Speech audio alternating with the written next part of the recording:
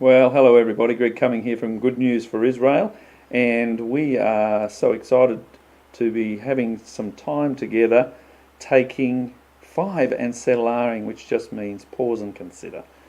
We're going to be looking this today at the subject of the earth is the Lord's, and we're going to the New Testament for that, but let's just recap Genesis chapter 12 verse 7. Then the Lord appeared to Abram and said, "To your descendants I will give this land." And there he built an altar to the Lord who had appeared to him. We saw last time in Psalm 24 that it is the Lord who owns the land and all its fullness, the whole world and those who dwell in it. Does the scripture say that anywhere else?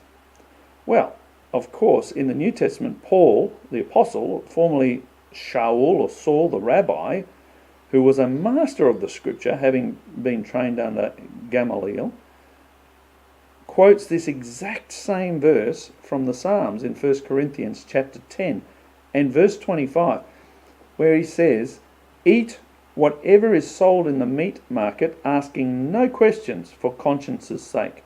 For the earth is the Lord's and all its fullness." Does that sound strange to you? It's a bit of a strange link between eat whatever meat is sold to you and the line conscience's sake, and then because the earth is the Lord and all of its fullness. And he repeats it in verse 27. "If any of those who do not believe invite you to dinner and you desire to go, eat whatever is set before you, asking no questions for conscience's sake. But if anyone says to you, 'This was offered to an idol,' do not eat it for the sake of the one who told you and for conscience sake. For the earth is the Lord's and all its fullness. Conscience, I say, not your own, but that of the other. For why is my freedom judged by another man's conscience?" What does that mean? Here's Paul saying, eat whatever's set before you, asking no questions, for conscience's sake. But if you discover that it was offered to idols, don't eat it for the sake of the one who told you.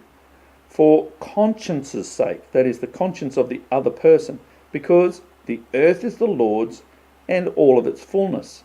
Why is my freedom judged by another man's conscience? What a strange thing to say. What do you mean, Apostle Paul, Rabbi Saul? He's linking dietary laws with freedom, with conscience, with respect for another man, and the Lord's ownership of the earth.